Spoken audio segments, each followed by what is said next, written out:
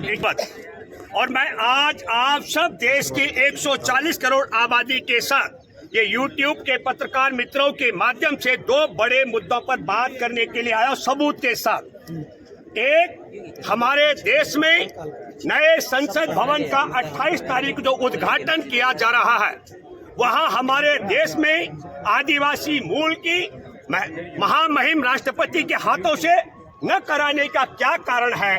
और दूसरा, हमारे देश के राष्ट्र की राजधानी दिल्ली में 1 महीने ज्यादा समय से यौन शोषण, बलात्कार और इस प्रकार के दुष्कर्म में शामिल आरोपी ब्रजभूषण को गिरफ्तार न करना, और यही दिल्ली के साथ हरियाणा के सरकार में छेड़छाड़ मंत्री जिसने उस पर मुकदमा दर्ज है उसको गिरफ्तार न करने के क्या कारण है। जब तक, अब मैं आपसे फॉर्मली बात करता हूँ, जब किसी भी संदर्भ में हमें भविष्य का लक्ष्य तय करना हो तो समीक्षा करनी बहुत जरूरी है। मैं 17 सितंबर 2007 का जिक्र कर रहा हूँ। ये मेरे पास आरएसएस का प्रमाणिक अखबार का क्लिप है, ऑर्गेनाइजर का। इस पर इनके परम पूज्य गुरु गोलवलकर ने क्या कहा। गोलवलकर ने 17 सितंबर 1960 को गुजरात विश्वविद्यालय में सामाजिक विज्ञान के छात्र और शिक्षकों के साथ 1960 में देश की आजादी के बाद, संविधान बनने के बाद क्या कहा। कहा कि हमारे देश में जैसे क्रॉस ब्रीडिंग का होना बहुत जरूरी है। समझ रहे, मतलब संक्रमित एक दूसरे जातियों के साथ संबंध बनाने को लेकर।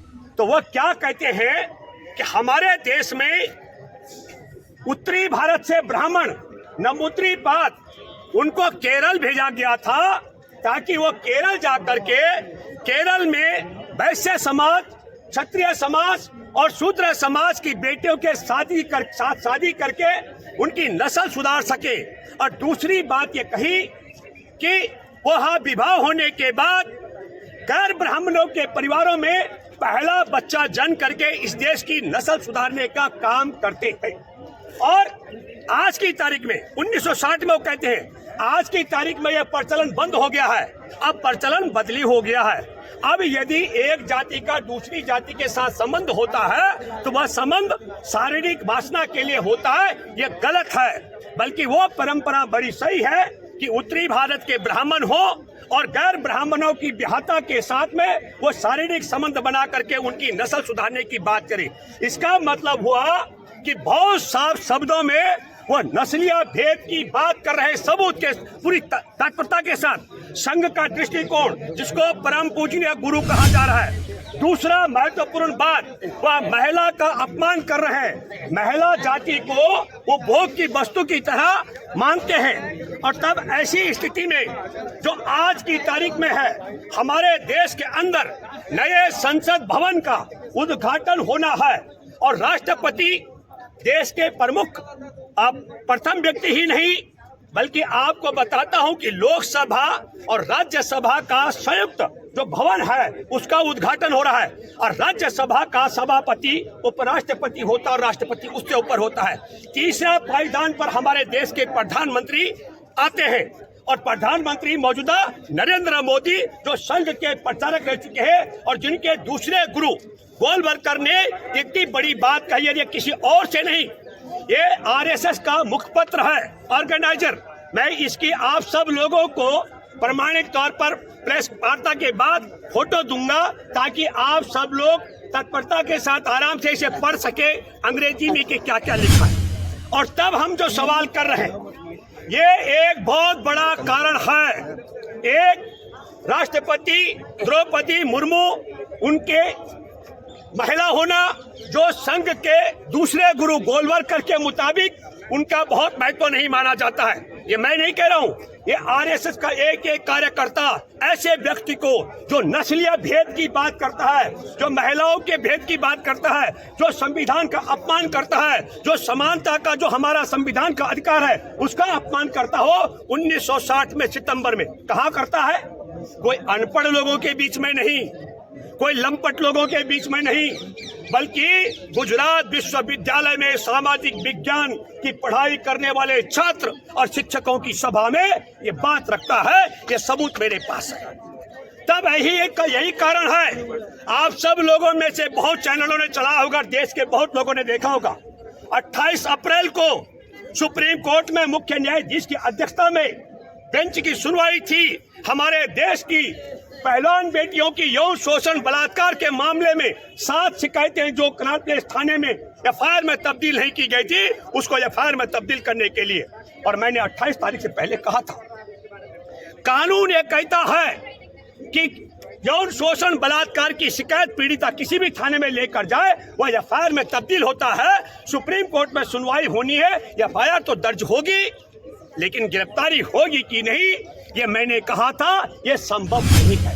ये बात मैं इसलिए कह रहा हूं, मैंने इसलिए नहीं कहा था कि नरेंद्र मोदी का और अमित शाह का मेरा कोई संवाद होता है, दिल्ली का पुलिस कमिश्नर मेरे से राय लेता हो या मैं राय देता हूं, ऐसा बिल्कुल नहीं है। ऐसा नहीं है कि मेरा सीधा संवाद सुप्रीम कोर्ट के मुख्य न्यायाधीश के साथ है, बल्कि हमारी नजर इस संघ परिवार के एक एक कर्म पर है, संघ परिवार की एक एक नीति और रीति पर है। संघ परिवार की नीति और रीति के कारण हम ये जानते थे, जो देश की महिलाओं को उपभोग की वस्तु समझते हो और जिनकी दृष्टि में पूरे भारत में उत्तरी भारत के ब्राह्मणों के अलावा तमाम जाति के लोगों की नस्लें खराब हो, उनको सुधारने के लिए गोलवलकर की भाषा में क्रॉस ब्रीडिंग का काम होना चाहिए। मतलब ब्राह्मण जाति का व्यक्ति हो और वह गैर ब्राह्मण की विवाहता का पहला बच्चा जनने का काम करे, पहला बच्चा बनाने का काम करे। ये भाषा भले आपको बुरी लग सकती हो, लेकिन ये सबूत मेरे पास है।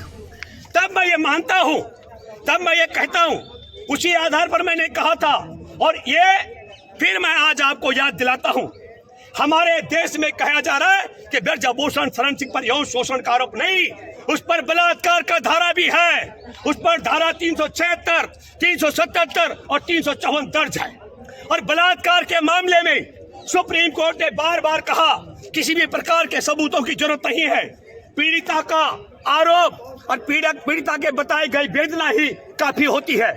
लेकिन क्योंकि परम पूज्य गुरु गोलवलकर के शिष्य नरेंद्र मोदी संघ के प्रचारक रह चुके शख्स की अगुवाई में सरकार है, इसलिए यौन शोषण, पास्को और बलात्कार के मुकदमे में बुक होने के बाद भी ब्रजभूषण शरण सिंह गिरफ्तार नहीं किया जा रहा है। ठीक उसी तरीके से जैसे दिल्ली के साथ सटे हरियाणा में मंत्री संदीप सिंह, किसी महिला कोच को कमरा बंद करके उस पर 342, 354, 354A, 354B और जान से मारने की धमकी 506 का मुकदमा दर्ज है। 19 मार्च को जींद में हजारों हजार की संख्या में लोग जुटे, उसकी गिरफ्तारी की मांग को लेकर उसे गिरफ्तार नहीं किया जा रहा है। कल खटखट टोल प्लाजा पर हजारों की संख्या में तमाम लोग जुटे, 28 तारीख को लाखों लोग दिल्ली आ रहे हैं और पूरे भारत की 20 राजनीतिक पार्टियां कह रही हैं कि भाई हमारे देश की महामहिम राष्ट्रपति द्रौपदी मुर्मू से उद्घाटन कराए संसद का, तो संसद का उद्घाटन महिला से, राष्ट्रपति से नहीं कराया जा रहा है, क्योंकि वह आदिवासी है, नस्ल का मामला है, नस्ल भेद का मामला है। और दूसरा, पूरे देश की 140 करोड़ आबादी में जहां तक यूट्यूब के माध्यम से संदेश जा रहा है, करोड़ों लोग दुआएं कर रहे हैं, अच्छी बददुआएं दे रहे हैं मोदी सरकार को और दुआएं कर रहे हैं कि बेटियां जो संघर्ष कर रही हैं यौन शोषण और बलात्कारी को गिरफ्तार कराने के लिए, इनकी सफलता के लिए उनमें बड़ी संख्या 28 तारीख को दिल्ली आने वाली है। लेकिन ब्रजभूषण शरण सिंह को गिरफ्तार नहीं किया जा रहा है। तब मुझे लगता है, जो मैंने कहा कि ये इतिहास अगर हम नहीं देखेंगे इनके परम पूज्य गुरु गोलवलकर का, तो तब समीक्षा हो सकती है जो हमने कर रखी थी। और मैंने पहले भी कहा था, अब भी कह रहा हूं, हाँ, आपके माध्यम से मैं 2 अपील जरूर करना चाहता हूं। मैं चाहता हूं नरेंद्र मोदी जी, यदि आप गोलवलकर की इस नस्ल भेद नीति के खिलाफ है तो अभी भी वक्त है, अभी भी समय है। 20 राजनीतिक पार्टियां ही नहीं, आप अग्नि परीक्षा से गुजरने वाले हैं। यदि आप नस्ल भेद का अंतर रखते हैं तो मैं दावे से कह सकता हूं, फिर तो आप किसी भी कीमत में द्रौपदी मुर्मू से राष्ट्रपति होने के बावजूद भी संसद का उद्घाटन नहीं कराएंगे। और दूसरा, जो महिलाओं को उपभोग की वस्तु बताया गोलवलकर ने, अगर आप उसके खिलाफ हैं तो तत्काल ब्रजभूषण शरण सिंह और संदीप को गिरफ्तार कराए, संदीप सिंह को, हरियाणा के मंत्री को। और आप भी अगर अपने गोलवलकर के शिष्य हैं तो अपने कर कमलों से आप संसद का भवन का उद्घाटन कीजिए और ब्रजभूषण और संदीप सिंह को छुट्टा सांड की तरह छेड़छाड़ के मामले में, यौन शोषण के मामले में, बलात्कार के मामले में छुट्टा घूमने दीजिए। तब मैं देश की जनता से अपील करता हूँ, 18 तारीख को उन लोगों को कसम है जिनके बाप दादाओं ने 28 तारीख को, मैं 2 किस्म के लोग हैं भारत में जिनके बाप दादाओं ने अपनी पत्नियों को बच्चा जनने के लिए गोलवलकर की भाषा में ब्राह्मणों के पास परोसा है। वो दूरी बना के रखना, उनके डीएनए में संगी मिक्स हो गए, वो दूरी बना के रखना, बिल्कुल मत आना। लेकिन जिनके बाप ने, जिनके दादाओं ने अपनी पत्नियां बच्चा जनने के लिए उत्तरी भारत के ब्राह्मणों को नहीं परोसी है, उन सबों से मैं अपील करता हूं, ये महिला भेद के खिलाफ, ये समानता के खिलाफ, संविधान के खिलाफ और ये नस्ल भेदियों के खिलाफ और बेटियों को न्याय दिलाने के लिए आप सब लोग 28 तारीख को दिल्ली पधारे।